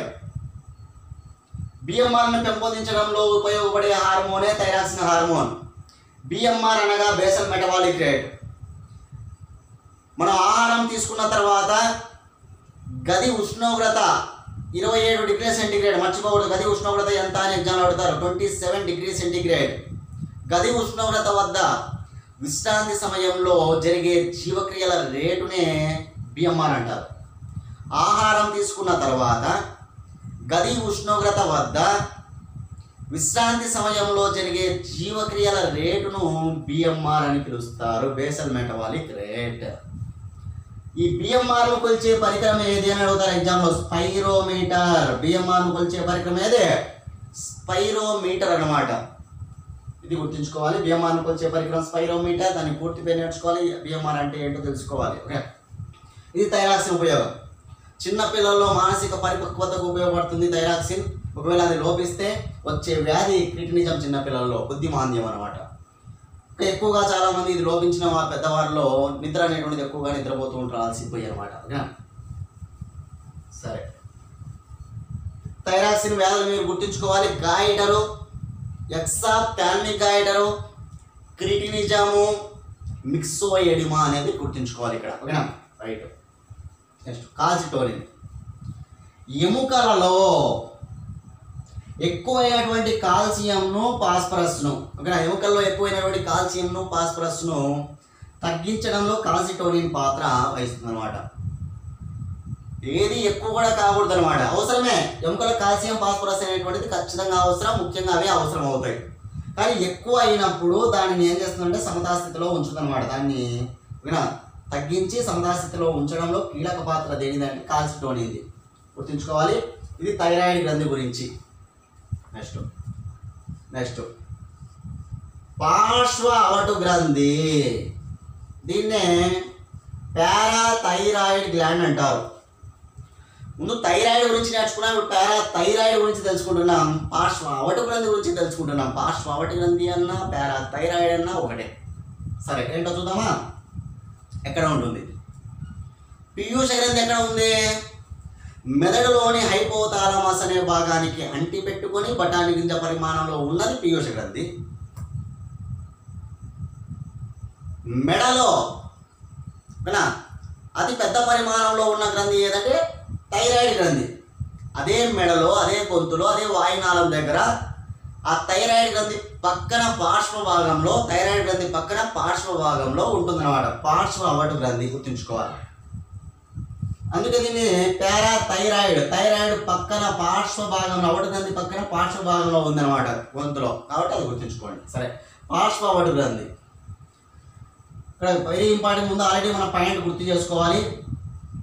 పీయూష గ్రంథి ఆధీనంలో అన్ని గ్రంథులు పనిచేస్తాయి, కానీ తన పీయూష గ్రంథి ఆధీనంలో పని చేయని గ్రంథి ఏది అన్నప్పుడు పార్శ్వ అవటు గ్రంథి. పీయూష గ్రంథి ఆధీనంలో అన్ని గ్రంథులు కూడా పనిచేస్తాయి, అంతఃస్రావి గ్రంథులు, కానీ ఏ గ్రంథి పని చేయదు తన ఆధీనంలో అంటే పార్శ్వ అవటు గ్రంథి లేదా పారాథైరాయిడ్ గ్రంథి పనిచేయదు. సరే, ఈ పారాథైరాయిడ్ గ్రంథి నుంచి ఉత్పత్తి చేయబడే హార్మోన్ ఏంటి అంటే పారాథార్మోన్ అనే హార్మోన్ విడుదల చేయబడుతుంది. పారాథార్మోన్ అనేటువంటి హార్మోన్ విడుదల చేయబడుతుంది. థైరాయిడ్ గ్రంథి నుంచి థైరాక్సిను, కాల్సిటోనిను, పార్శ్వ అవటు గ్రంథి నుంచి పారాథార్మోన్ అనేటువంటి హార్మోన్ గుర్తుంచుకోవాలి. పారాథార్మోన్. ఈ పారాథార్మోన్ పని ఏంటంటే కనుక మన శరీరంలో ఎక్కువైన కాల్షియంను, ఫాస్ఫరస్ను ఎముకల్లోనికి పంపిస్తుంది అన్నమాట. మన శరీరంలో ఎక్కువైనటువంటి కాల్షియంను, ఫాస్ఫరస్ను ఎక్కువగా పంపిస్తుంది అన్నమాట. అందుకు ఉపయోగపడుతుంది పారాథార్మోన్ అనేటువంటి హార్మోన్ గుర్తుంచుకోవాలి. మన శరీరంలో ఎక్కువైనటువంటి కాల్షియం, ఫాస్ఫరస్ అనేటువంటిది అవసరం ఎముకలకు, కాబట్టి ఎముకలకి పంపిస్తుంది పారాథార్మోన్. విటమిన్ డి కూడా పారాథార్మోన్ అనే హార్మోన్ వల్లే పనిచేస్తుంది. విటమిన్ డి కూడా అదే, ఎక్కువైన కాల్షియం, ఫాస్ఫరస్ ఎముకలకు పంపించేటువంటి విటమిన్ డి, అదే డి విటమిన్ లాగా పనిచేస్తుంది పారాథార్మోన్ అనేటువంటి హార్మోన్. పారాథార్మోన్ అనే హార్మోన్ ఏ విటమిన్ లాగా పనిచేస్తుంది? విటమిన్ డి లాగా పనిచేస్తుంది ఈ హార్మోన్, గుర్తుంచుకోవాలి. ఒకవేళ పారాథార్మోన్ అనే హార్మోన్ లోపిస్తే ఆ కాల్షియం ఫాస్ఫరస్ అనేటువంటిది ఎముకల్లో లోపిస్తుంది అన్నమాట. కాబట్టి ఎముకలు ఏమవుతాయి, దృఢంగా ఉండవు అన్నమాట. పారాథార్మోన్ లోపం వల్ల వచ్చే వ్యాధి ఒకటి టిటానీ, రెండు ఆస్టియోమలేషియా. గుర్తుంచుకోవాలి రెండు వ్యాధులు. పారాథార్మోన్ అనే హార్మోన్ లోపం వల్ల వచ్చే వ్యాధులు ఏంటి అంటే టిటానీ ఒకటి, ఆస్టియోమలేషియా ఒకటి. టిటానీ అనగా కండరాలు ఎల్లప్పుడూ సంకోచ స్థితిలో ఉంటాయి, సడలికలు జరపవు అనమాట. ఓకేనా, టిటానీ అంటే అది. కండరాలు ఎల్లప్పుడూ సంకోచ స్థితిలో ఉండడం టిటానీ అంటారు. ఆస్టియోమలేషియా అంటే ఎముకల్లో కాల్షియం ఫాస్ఫరస్ తగ్గడం వల్ల ఎముకలు బలహీనంగా మారుతాయి అన్నమాట. ఎముకలు బలహీనంగా మారుతాయి. ఇది ఆస్టియోమలేషియా, ఎముకలకు వచ్చే వ్యాధి. ఈ టిటానీ అంటే కండరాలకు వచ్చే వ్యాధి. నెక్స్ట్, పారాథార్మోన్ అధికంగా స్రవించినట్లయితే ఆ వ్యాధిని ఏమంటారంటే ఆస్టియోపోరోసిస్ అంటారు. అధికంగా స్రవిస్తే కనుక వచ్చే వ్యాధి ఆస్టియోపోరోసిస్. అధికంగా స్రవించడం వల్ల కూడా ప్రాబ్లమే, ఎముకలు పెలుసులుగా మారిపోతాయి అన్నమాట. ఆస్టియోపోరోసిస్ అనే వ్యాధి పారాథార్మోన్ అధికంగా స్రవించడం వల్ల వస్తుంది ఆస్టియోపోరోసిస్, లోపం వల్ల వచ్చేది ఆస్టియోమలేషియా. ఆస్టియోమలేషియా ఎముకలకు వచ్చే వ్యాధి, ఆస్టియోపోరోసిస్ ఎముకలకు వచ్చే వ్యాధి. ఎముకలకు బాగా ఉపయోగపడే విటమిన్ ఏది అంటే డి విటమిన్. ఎముకలకు బాగా ఉపయోగపడే హార్మోన్ ఏదంటే పారాథార్మోన్ అనే హార్మోన్. ఏ గ్రంథి బాగా పనిచేయాలి, పారాథైరాయిడ్ అనేటువంటి గ్రంథి బాగా పనిచేయాలి. ఓకేనా, ఇది ఆ హార్మోన్ గురించి మనకు ఉన్నటువంటి ముఖ్యమైన సమాచారం. నెక్స్ట్ గ్రంథి అధివృక్క గ్రంథి. అధివృక్క గ్రంథి దీనినే అడ్రినల్ గ్లాండ్ అంటారు. అడ్రినల్ గ్లాండ్ అని అధివృక్క గ్రంథిని పిలుస్తాం. ఎక్కడ ఉంటుంది అధివృక్క గ్రంథి? ఒక గ్రంథి గురించి మనం నేర్చుకునేప్పుడు ముందు గ్రంథులు కూడా మనం గుర్తు చేసుకోవాలి. ఎప్పటికైనా చదివేటప్పుడు అదే మీరు అవలంబించాల్సిన పాయింట్. మెదడులోని హైపోథాలమస్ భాగానికి అతికి బఠానీ గింజ పరిమాణంలో ఉన్న గ్రంథి పీయూష గ్రంథి. వాయునాళంలో ఉన్న గ్రంథి థైరాయిడ్ గ్రంథి. వాయునాళంలో థైరాయిడ్ గ్రంథి పక్కన పార్శ్వ భాగాల్లో ఉన్న గ్రంథి పారాథైరాయిడ్ గ్రంథి. అధివృక్క గ్రంథి ఎక్కడ ఉందంటే మూత్రపిండాలపైన. దేనిపైన? మూత్రపిండాలపైన. ఒక టోపీ మాదిరిగా ఉంటుందన్నమాట ఈ గ్రంథి. మూత్రపిండాలపైన ఒక టోపీ మాదిరిగా ఉన్నటువంటి గ్రంథి అధివృక్క గ్రంథి. గుర్తుంచుకోవాలి, మూత్రపిండాల పైన ఒక టోపీ మాదిరిగా ఉన్నటువంటి గ్రంథిని ఏమంటారు అంటే అధివృక్క గ్రంథి అంటారు. ఇక్కడ వెరీ ఇంపార్టెంట్. అధివృక్క గురించి కొద్దిగా డీటెయిల్స్గా కాన్సన్ట్రేషన్గా వింటే అర్థమవుతుంది. Very important. ఓకేనా, ఈ అధివృక్క గ్రంథి నుంచి ఉత్పత్తి చేయబడే హార్మోన్స్ను కార్టికాయిడ్స్ అంటారు. ఏమంటారు? కార్టికాయిడ్స్ అంటారు. కార్టికాయిడ్స్ అంటారు. ఈ కార్టికాయిడ్స్ అనేటువంటి 3 రకాలు. కార్టికాయిడ్స్ ఎన్ని రకాలు? 3 రకాలు. Number 1 glucocorticoids. గ్లూకోకార్టికాయిడ్స్. నెంబర్ 2 ఖనిజ కార్టికాయిడ్స్. ఖనిజ కార్టికాయిడ్స్, మినరల్ అన్నమాట, మినరల్ కార్టికాయిడ్స్. నెంబర్ 3 లైంగిక corticoids. Sexual corticoids. Sexual corticoids. అధివృక్క గ్రంథి నుంచి ఉత్పత్తి చేయబడే హార్మోన్లను కార్టికాయిడ్స్ అంటారు. కార్టికాయిడ్స్ అనేటువంటి 3 రకాలు. గ్లూకోకార్టికాయిడ్, ఖనిజ కార్టికాయిడ్, లైంగిక కార్టికాయిడ్. మనకు ఇక్కడ మూత్రపిండంలో 2 భాగాలు ఉంటాయి. పై వైపున ఉన్న భాగాన్ని వల్కలము అని, లోపలి వైపున ఉన్న భాగాన్ని దవ్వ అని పిలుస్తాం. 2 భాగాలు ఉంటాయి. పై వైపున ఉన్న భాగాన్ని వల్కలము అని, లోపలి వైపున ఉన్న భాగాన్ని మూత్రపిండంలో దవ్వ అని పిలుస్తాం. ఈ వల్కం నుంచి అంటే మూత్రపిండాల నుంచి అది అధివృక్క గ్రంథి అనేటువంటిది అని చెప్తున్నాం. వల్కలం నుంచి గ్లూకోకార్టికాయిడ్స్. వల్కలం. ఇదే వల్కలం నుంచి ఖనిజ కార్టికాయిడ్స్. దవ్వ నుంచి లైంగిక కార్టికాయిడ్స్. గుర్తుకొచ్చుకోవాలి. గ్లూకోకార్టికాయిడ్స్ కిందకి మనం ఏ హార్మోన్ చెప్పాలి అంటే గ్లూకోకార్టికాయిడ్స్ హార్మోన్ కార్టిసాల్. ఇప్పుడు హార్మోన్ల పేరు రాస్తున్నాను, హార్మోన్స్ ఇంపార్టెంట్, ఓకేనా. కార్టిసాల్, ఆల్డోస్టిరాన్, అడ్రినలిన్, ఈ 3 హార్మోన్స్. అధివృక్క గ్రంథి నుంచి ఉత్పత్తి చేయబడే హార్మోన్స్ ఏవి, స్రవించబడే హార్మోన్స్ ఏవి అంటే ఇవే: cortisol, aldosterone, adrenaline. Cortisol, aldosterone, adrenaline. Cortisol, aldosterone, adrenaline. Hormones పేర్లన్నీ కూడా మనం మైండ్లో పెట్టుకోవాల్సిందే. Cortisol, aldosterone, adrenaline.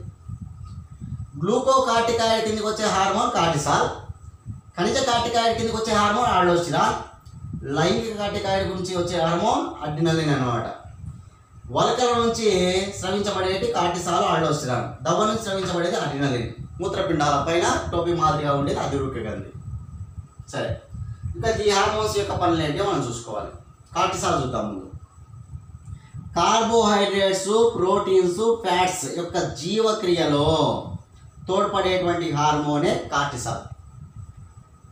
మన మానవునికి శక్తినిచ్చేటువంటివే కార్బోహైడ్రేట్స్, పిండి పదార్థాలు, ప్రోటీన్స్, మాంసకృతులు, ఫ్యాట్స్, క్రొవ్వులు. వీటి శక్తి జనకాలు అంటారు, మానవుని శరీరానికి శక్తినిస్తాయి కాబట్టి.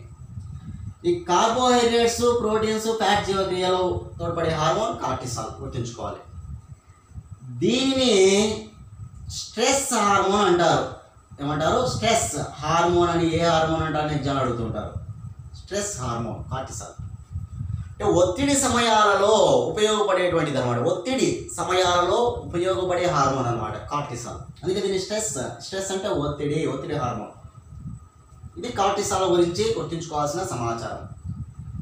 అంతేకాదు, కార్టిసాల్ ఎక్కువ అయిందనుకోండి ఒక వ్యాధి వస్తుంది, కుషింగ్ అనేటువంటి వ్యాధి. దీన్నే బఫెలో నెక్ అని కూడా అంటారు.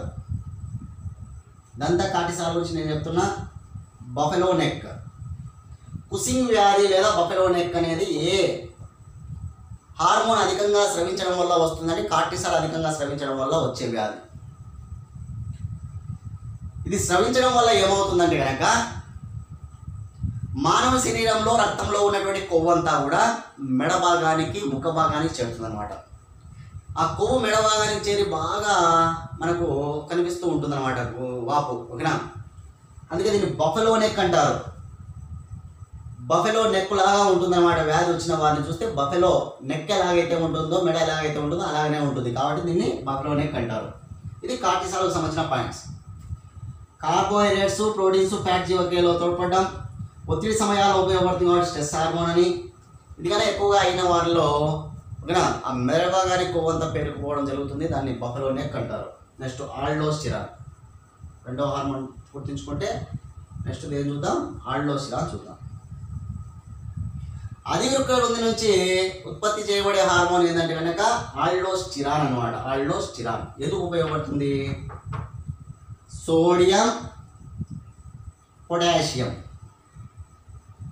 అదేవిధంగా నీరు, వీటిని సమతుల్యంగా ఉంచడంలో, బ్యాలెన్స్ చేయడంలో ఉపయోగపడే హార్మోన్ అనమాట. సోడియం, పొటాషియం అయాలను సమతుల్యంగా ఉంచడంలో ఏ హార్మోన్ ఉపయోగపడుతుందంటే కనుక ఆల్డోస్టిరాన్ అనేటువంటి హార్మోన్ ఉపయోగపడుతుంది. గుర్తుంచుకోవాలి, ఆల్డోస్టిరాన్.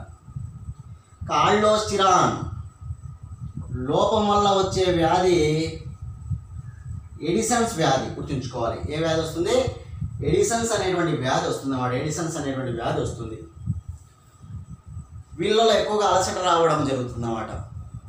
నీటిని కోల్పోతారు, అలసట విపరీతంగా రావడం జరుగుతుంది అన్నమాట. ఎడిసన్స్ వ్యాధిగ్రస్తుల్లో ఆల్డోస్టిరాన్ వల్ల.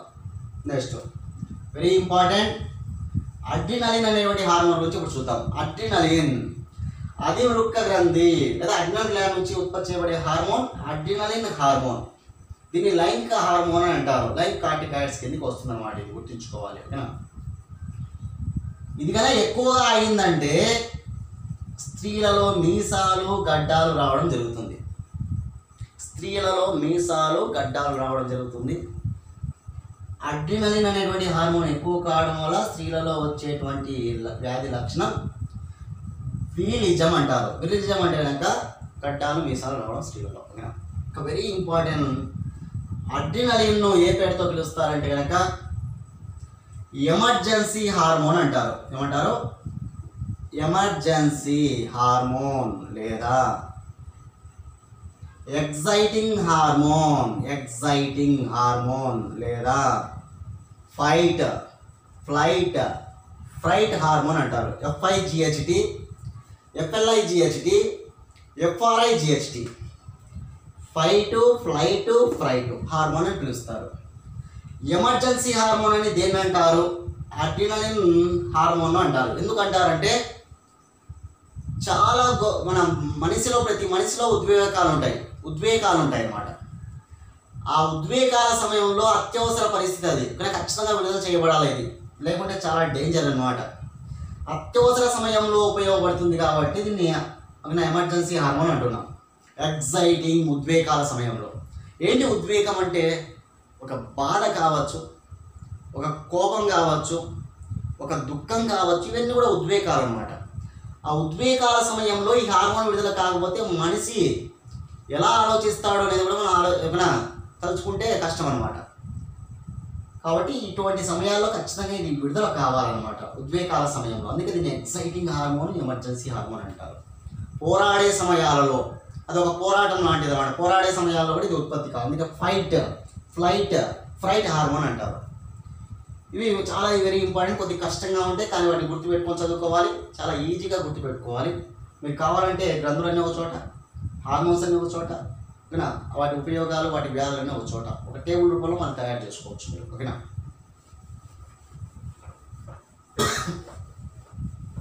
ఇది అధివృక్కి గ్రంథి గురించి. నెక్స్ట్ గ్రంథి స్త్రీ బీజకోశాలు.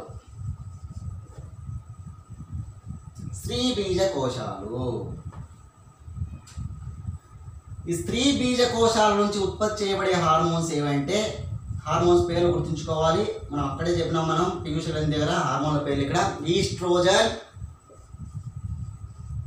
ప్రొజెస్టిరాన్. ఈస్ట్రోజన్,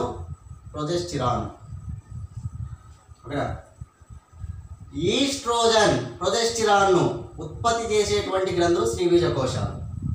ఇవి ఉత్పత్తి చేయబడాలంటే ఏ గ్రంథి మళ్ళీ బాగా పనిచేయాలి? పీయూష గ్రంథి పనిచేయాలి.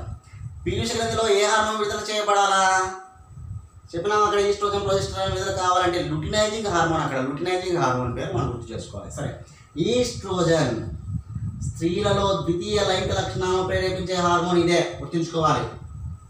స్త్రీలలో ద్వితీయ లైంగిక లక్షణాలను ప్రేరేపించే హార్మోన్ ఏదైనా అడుగుతారు ఎగ్జామ్లలో, అప్పుడు ఆన్సర్ మనం ఈస్ట్రోజన్ అని చేసుకోవాలి. ద్వితీయ లైంగిక లక్షణాలు అంటే తెలియాలి. Secondary sexual characters. ద్వితీయ సెక్సువల్ లైంగిక, ఓకేనా, క్యారెక్టర్ లక్షణం, ఓకేనా, రైట్. ఏంటంటే కనుక ఒక యుక్త వయసు రాగానే స్త్రీలలో వారి యొక్క గొంతులో కీచు గొంతులాగా మారుతుంది అన్నమాట. వాళ్ళ గొంతు కీచు గొంతులాగా మారుతుంది. ఒక గొంతు మారడము, వాళ్ళ యొక్క అవయవాలలో మార్పులు రావడము, వాళ్ళ స్తనాల అభివృద్ధిలో మార్పులు రావడము, ఇట్లాంటివే అన్నమాట ద్వితీయ లైంగిక లక్షణాలు. అంటే అదే ఋతుచక్రం కూడా ప్రారంభం అవుతుంది కదా. ద్వితీయ లైంగిక లక్షణంలో ఋతుచక్రం అనేటువంటిది ప్రారంభం అవుతుంది అనమాట. అదేవిధంగా వారి యొక్క స్తనాల అభివృద్ధిలో మార్పులు వస్తాయి, వారి యొక్క గొంతులో మార్పు వస్తుంది. వీటి ద్వితీయ లైంగిక లక్షణాలు అంటారు. ఈస్ట్రోజన్ గుర్తుంచుకోవాలి. నెక్స్ట్ ప్రొజెస్టెరాన్, పిండ ప్రతిష్టాపనకు తోడ్పడే హార్మోన్. పిండ ప్రతిష్టాపన గుర్తుంచుకోవాలి. ఎంబ్రియో ఇంప్లాంటేషన్ అంటారు. పిండ ప్రతిష్టాపన అంటే, రైట్. ప్రొజెస్టెరాన్ హార్మోన్ ఉపయోగపడుతుంది. అంటే పిండం ఏర్పడిన తర్వాత తల్లి గర్భాశయ కూడా ఆధారాన్ని ఇవ్వాలి. పిండం ఏర్పడిన తర్వాత ఆ పిండానికి తల్లి గర్భాశయ కూడా ఆధారాన్ని ఇస్తుంది అనమాట. దాన్నే పిండ ప్రతిష్టాపన అంటారు. అలా పిండ ప్రతిష్టాపన జరగడానికి ఏ హార్మోన్ ఉపయోగపడుతుంది? ప్రొజెస్టెరాన్ అనే హార్మోన్ ఉపయోగపడుతుంది. పిండానికి తల్లి గర్భాశయ కూడా అనేటువంటిది ఆధారాన్ని ఇవ్వడం జరుగుతుంది. దాన్ని పిండ ప్రతిష్టాపన అంటారు, ఓకేనా. దానికి అది ఉపయోగపడుతుంది. ఇవి స్త్రీ బీజకోశాలు. స్త్రీలలో ఉంటాయి ఇవి కేవలం, ఓకేనా. పురుషుల్లో ఏంటి? ముష్కాలు ఉంటాయి. పురుషులకు సంబంధించి ముష్కాలు. ఈ ముష్కాలలో ఉన్న లీడి కణాల నుంచి, ముష్కాలు అనేది కూడా గ్రంథి, అంతఃస్రావ గ్రంథి, గుర్తించుకోవాలి. ఒక్కొక్క పాట గురించి మనం నేర్చుకుంటున్నాం గ్రంథి గురించి. ముష్కాల నుంచి లీడి కణాలు ఉంటాయి. లీడిక్ కణాల నుంచి స్రవించబడే హార్మోన్ ఏదంటే కనుక టెస్టోస్టిరాన్ అనేటువంటి హార్మోన్. టెస్టోస్టిరాన్. ముందు ఈస్ట్రోజన్ ప్రొజెస్టరాన్ అంటే స్త్రీలలో, టెస్టోస్టిరాన్ అంటే పురుషులలో అనమాట. ఈస్ట్రోజను, ప్రొజెస్టరాను, టెస్టోస్టిరాన్లను స్టీరాయిడ్ హార్మోన్స్ అంటారు. కొవ్వు చేత ఏర్పడి ఉంటాయి అవన్నీ.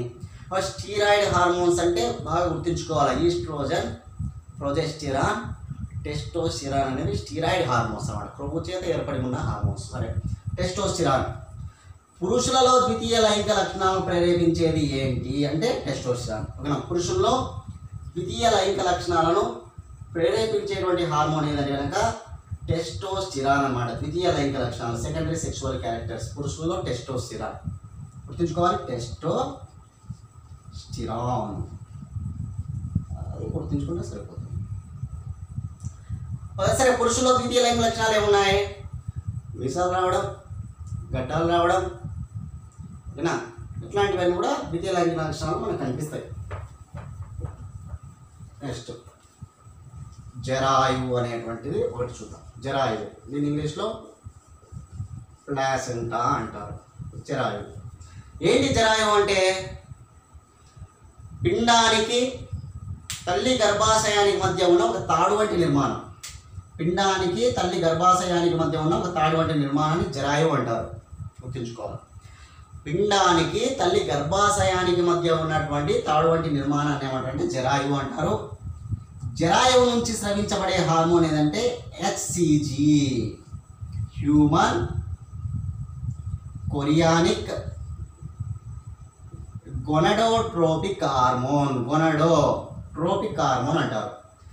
హెచ్సిజి పూర్తి పేరు హ్యూమన్, మనిషి, హ్యూమన్ అంటే chorionic gonadotropic hormone. Chorionic gonadotropic hormone HCG పూర్తి పేరు. స్త్రీల మూత్రంలో హెచ్సిజి కనుక కనిపిస్తే వాళ్ళను ప్రెగ్నెంట్గా భావిస్తారు. గుర్తుంచుకోవాలి. స్త్రీల యొక్క యూరిన్లో హెచ్సిజి అనేటువంటి హార్మోన్ కనిపిస్తే వారిని ప్రెగ్నెంట్గా నిర్ధారిస్తారు. ప్రెగ్నెంట్ నిర్ధారణలో ఉపయోగపడే హార్మోన్ ఏంటి అంటే హెచ్సిజి. ప్రెగ్నెంట్ హార్మోన్ నిర్ధారణలో ఉపయోగపడే హార్మోన్ ఏదంటే హెచ్సిజి. జరాయువు అనేటువంటి గ్రంథి గురించి. నెక్స్ట్ థైమస్ అనే గ్రంథి గురించి చూద్దాం. చాలా ఇంపార్టెంట్, దీని గురించి కూడా అడుగుతుంటారు. థైమస్ కేవలం చిన్న పిల్లల్లో మాత్రమే ఉంటుంది ఈ గ్రంథి. యుక్త వయసు రాగానే ఇది మాయమైపోతుంది. చిన్న వయసులో మాత్రమే ఉండే గ్రంథి థైమస్ గ్రంథి. అందుకే దీన్ని బాల గ్రంథి అంటారు. బాల గ్రంథి అని క్రింది వాళ్ళు ఏ గ్రంథిని పిలుస్తారు? పీయూష గ్రంథినా, థైరాయిడ్ గ్రంథినా, థైమస్ గ్రంథినా, ఓకేనా? అట్లా 4 గ్రంథుల పేరు శ్రీబీజ కోశం అంటారు. అప్పుడు బాల గ్రంథి, థైమస్ గ్రంథి. చిన్న వయసులో ఉంటుంది, యుక్త వయసు రాగానే అది మాయమైపోతుంది. ఇది థైమస్ గ్రంథి. ఓకేనా?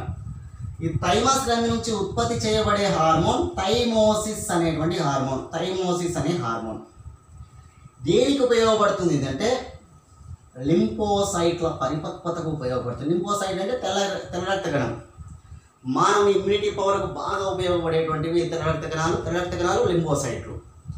అంటే ఇమ్యూనిటీ పవర్ పెంపొందించడం అనేది ఇండైరెక్ట్గా మనం చెప్పచ్చు. లింపోసైట్ల పరిపక్వతకు తోడ్పడుతుంది థైమోసిస్ అనేటువంటి హార్మోను. ఈ థైమోసిస్ను విడుదల చేసే గ్రంథి థైమస్ గ్రంథి. దీన్ని బాల గ్రంథి అంటారు. చిన్న వయసులో మాత్రమే ఉంటుంది, యుక్త వయసు రాగానే మాయమైపోతుంది. లాస్ట్ గ్రంథి అంతఃస్రావిక వ్యవస్థలో మిశ్రమ గ్రంథి అయిన క్లోమ గ్రంథిలో మనం అంతఃస్రావిక భాగాన్ని మాత్రమే ఇక్కడ చూద్దాం. జీర్ణ వ్యవస్థలో 4 గ్రంథి గురించి మనం తెలుసుకోవచ్చు అక్కడ. రైట్. క్లోమ గ్రంథిలో అంతఃస్రావిక గ్రంథి విడుదల చేసేటువంటి హార్మోన్ ఏదంటే insulin. Very very important. Exam పాయింట్లో బాగా ఇన్సులిన్ గురించి అడుగుతూ ఉంటారు. అదేవిధంగా ఒకటి ఇన్సులిన్, మరొకటి ఏంటి గ్లూకాగాన్ అనేటువంటి హార్మోన్. గ్లూకాగాన్. ఇన్సులిన్ను కనిపెట్టిన వాడు బాంటింగ్. గుర్తుంచుకోవాలి. మానవ శరీరం యొక్క రక్తంలో ఇన్సులిన్ అనేది 80 నుంచి కనీసం 100 మిల్లీలీటర్లు ఉండాలి. ఈ ఇన్సులిన్ను కొలవడానికి ఉపయోగించేది ఏంటంటే డెసిలీటర్. ఇన్సులిన్ కొలవడానికి ఏం ఉపయోగిస్తారంటే డెసిలీటర్ను ఉపయోగిస్తారు. గుర్తుంచుకోవాలి. ఇన్సులిన్ను కనిపెట్టిన వాడు ఎవరు? బాంటింగ్. మానవ శరీరం యొక్క రక్తంలో 80 నుంచి 100 మిల్లీలీటర్ల ఓకేనా. ఇన్సులిన్ ఉండాలి. దీన్ని కొలవడానికి ఉపయోగించే డెసిలీటర్ అనమాట, డెసిలీటర్. ఇన్సులిన్ లోపించిందంటే వచ్చే వ్యాధి డయాబెటాస్ మిల్లిటస్. ఇంతకుముందు డయాబెటాస్ ఇన్సెపిడస్ అని నేర్చుకున్నాం. ఇన్సెపిడస్ అంటే అతిమూత్ర వ్యాధి, అది డయాబెటస్ మిల్లిటస్. ఇక్కడ మిల్లిటస్ దీన్నే మధుమేహ వ్యాధి లేదా చక్కెర వ్యాధి అంటారు. మధుమేహ వ్యాధి లేదా చక్కెర వ్యాధి అని పిలుస్తారు డయాబెటస్ మిల్లిటస్ను. ఇన్సులిన్ ఉపయోగం ఏంటి? మానవుని యొక్క రక్తంలో ఎక్కువైనటువంటి గ్లూకోజ్ను గ్లైకోజన్గా మారుస్తుంది. గ్లూకోజ్ శాతం ఉంటుంది, దాన్ని ఎక్కువ కావద్దు మన శరీరంలో. ఆ గ్లూకోజ్ను గ్లైకోజన్గా మార్చేది ఇన్సులిన్ అనమాట. ఒకవేళ ఇన్సులిన్ లోపించిందంటే గ్లూకోజ్ అనేటువంటిది గ్లైకోజన్గా మారదు. గ్లైకోజన్గా మారకపోతే వచ్చేది ఇది డయాబెటస్ మిల్లిటస్ అనమాట. ఇన్సులిన్ ఉపయోగం ఏంటి? ఎక్కువైన చక్కెరను గ్లూకోజ్ను దేనిగా మారుస్తుంది? గ్లైకోజన్గా మారుస్తుంది. ఈ పద్ధతిని ఏమంటారంటే గ్లైకోజెనసిస్ అంటారు. ఏమంటారు? గ్లైకోజెనసిస్ అంటారు అనమాట. గ్లైకోజెనసిస్ గుర్తుంచుకోవాలి. గ్లైకోజెనసిస్ గ్లూకోజ్ను గ్లైకోజన్గా మార్చేది ఇన్సులిన్ అనమాట. ఒకసారి ఇన్సులిన్ లోపిస్తుంది కాబట్టి దాన్ని మానవులు తయారు చేస్తారు. కృత్రిమ ఇన్సులిన్ ఏమంటారంటే హ్యూమిలిన్ అంటారు. కృత్రిమ ఇన్సులిన్ ఏమంటారంటే హ్యూమ్యులిన్. కృత్రిమ ఇన్సులిన్ తయారు చేయబడినది హ్యూమిలిన్. సహజంగా ఇన్సులిన్ ఉంటుంది, హ్యూమిలిన్ అనేది కృత్రిమంగా తయారు చేయబడినది అనమాట. ఇది మనకి ఇన్సులిన్. అదేవిధంగా మరొక హార్మోన్ ఉంది అంటున్నాం. ఇన్సులిన్తో పాటు ఇంకొక హార్మోన్ అనేది గ్లూకగాన్. మానవుని శరీరంలో గ్లూకోజ్ స్థాయి తక్కువైనప్పుడు ఇది ఉపయోగపడుతుంది. గ్లూకోజ్ స్థాయి ఎక్కువైనప్పుడు గ్లూకోజ్ స్థాయి ఎక్కువైనప్పుడు ఏం చేస్తుందంటే కనుక ఇది తక్కువగా మారుస్తుంది. ఏది? గ్లూకగాన్. గ్లైకోజన్ను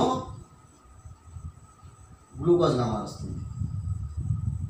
గ్లైకోజన్ను గ్లూకోజ్గా మార్చేది గ్లూకగాన్ అనమాట. రెండు ఆపోజిట్ అంతే.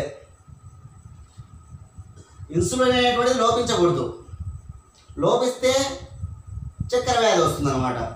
అంటే గ్లూకోజ్ స్థాయి అనేటువంటిది పెరిగిపోతుంది. అలా పెరగకుండా ఉండాలంటే ఇన్సులిన్ ఉండాలి. అలా తక్కువైనప్పుడు దాన్ని కంట్రోల్ చేయాలంటే మాత్రం ఇదే ఉండాలి, గ్లూకగాన్. ఓకేనా. ఇది క్లోమ గ్రంథి గురించి. ఇది అంతఃస్రావ గ్రంథిలో ఉన్న గ్రంథుల లిస్టు నేర్చుకోండి ముందు మీరంతా. తర్వాత ఏ గ్రంథి ఏ హార్మోన్ విడుదల చేస్తుంది ఒక పట్టిక రూపంలో రాసుకోవచ్చు. ఏ హార్మోన్ ఉపయోగం ఏంటి, ఏవైనా వ్యాధులు ఉంటే ఆ వ్యాధులు నేర్చుకుంటే ఈ టాపిక్ మనకు కంప్లీట్ అయిపోతుంది. నెక్స్ట్ బయాలజీలో జీర్ణ వ్యవస్థ గురించి నెక్స్ట్ క్లాస్లో కలుద్దాం. ఇప్పుడు అంతఃస్రావ వ్యవస్థ చెప్తాం, నెక్స్ట్ జీర్ణ వ్యవస్థ గురించి చెప్తాం. ఓకేనా. నెక్స్ట్ క్లాస్లో కలుద్దాం. బాయ్.